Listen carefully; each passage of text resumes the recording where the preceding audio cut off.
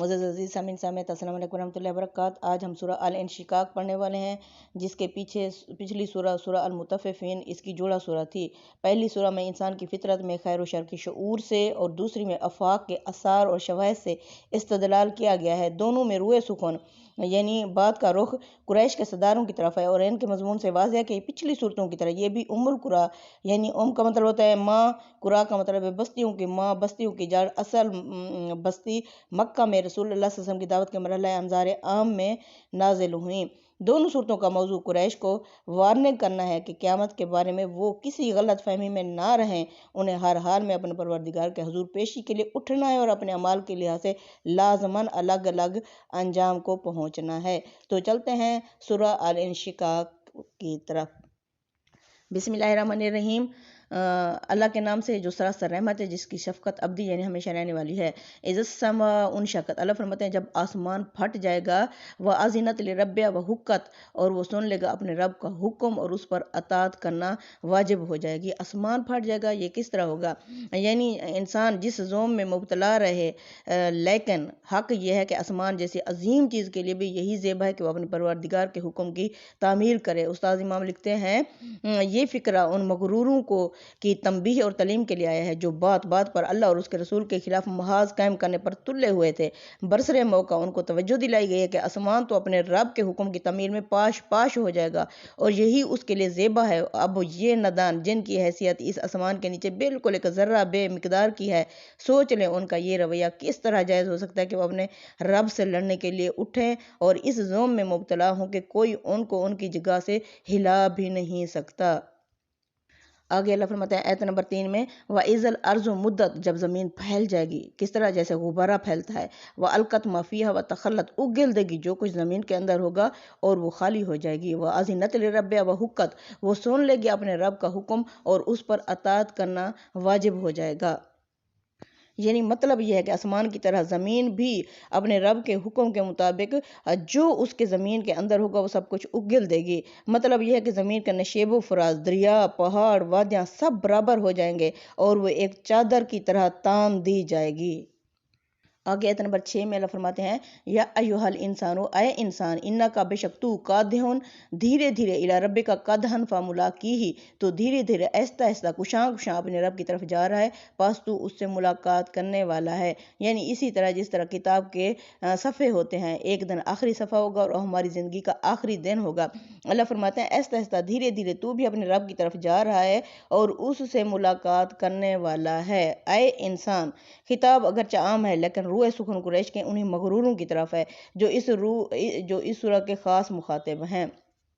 यानी तू आहिस्ता आहिस्ता अपने रब की तरफ जा रहा है। ये उस हालत की तस्वीर है जिसमें हम सब खुदा के कानून की जंजीरों में बंधे हुए निहायत बेबसी के साथ अपने रब के हुजूर में पेशी के लिए उसकी तरफ जा रहे हैं।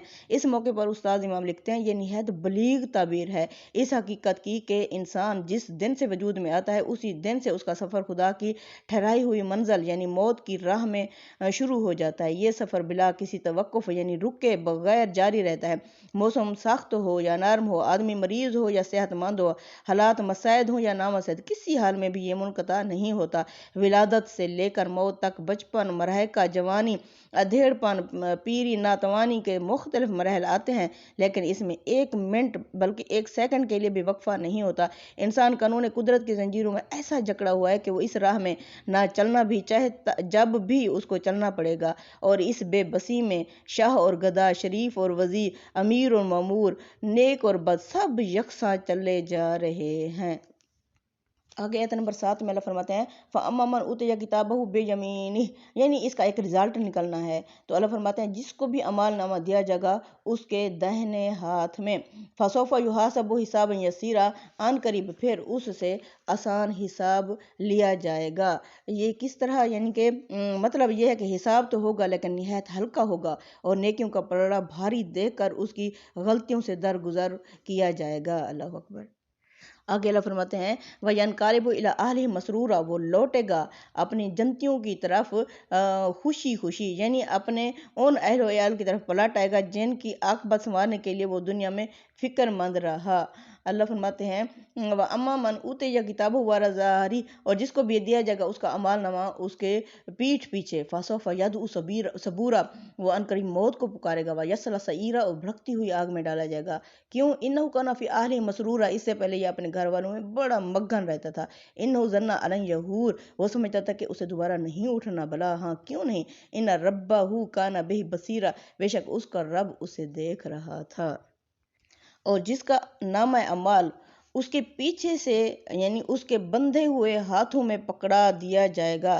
اس کا کیا مطلب ہے؟ ان الفاظ سے یہ بات آپ نکلتے ہے کہ اس کے دونوں ہاتھ مجرموں کی طرح پیچھے بندھے ہوئے ہوں گے۔ سورہ الحقہ میں اللہ تعالیٰ نے اس کی تفسیر بتائی ہے کہ مجرموں کے نامہ اعمال ان کے بائیں ہاتھ میں پکڑائے جائیں گے۔ یہاں مزید وضاحت کر دی کہ سامنے سے دیے جانے کے بجائے یہ پیچھے ان کو پکڑا دیے جائیں گے، کیونکہ ان کے ہاتھ بندھے ہوئے ہوں گے اور ان کو وہ نامہ اعمال پیچھے سے پکڑائے جائیں گے۔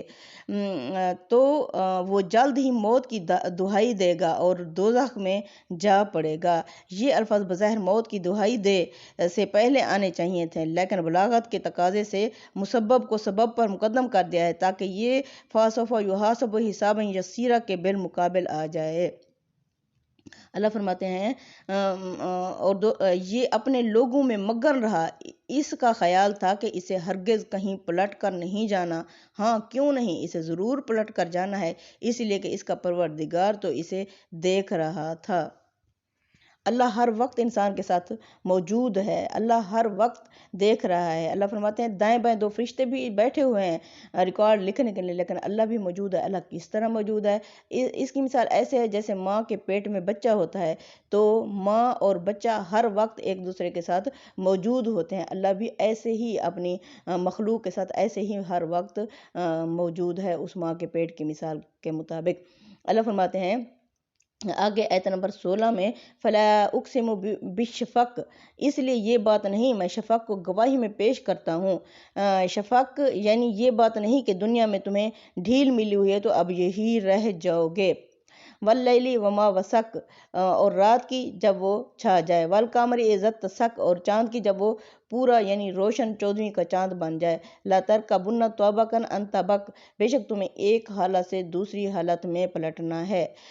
اس لیے یہ بات نہیں کہ میں شفق کو گواہی میں پیش کرتا ہوں اور رات کو اور اس کے آگے آیت نمبر 16 میں اللہ فرماتے ہیں فلا اقسم بالشفق واللیل وما وسق والقمر اذا اتسق لترکبن طبقا عن طبق، یعنی یہ بات اس لیے نہیں میں شفق کو گواہی کے طور پر پیش کرتا ہوں اور رات کو جو اس کو یعنی سمیٹ لے، اور چاند جب وہ روشن ہو جائے، بے شک یعنی پورا ہو جائے اپنے پروردگار کے حضور میں پیشی کے لیے، تم بھی درجہ بدرجہ لازماً اسی طرح اوپر چڑھو گے۔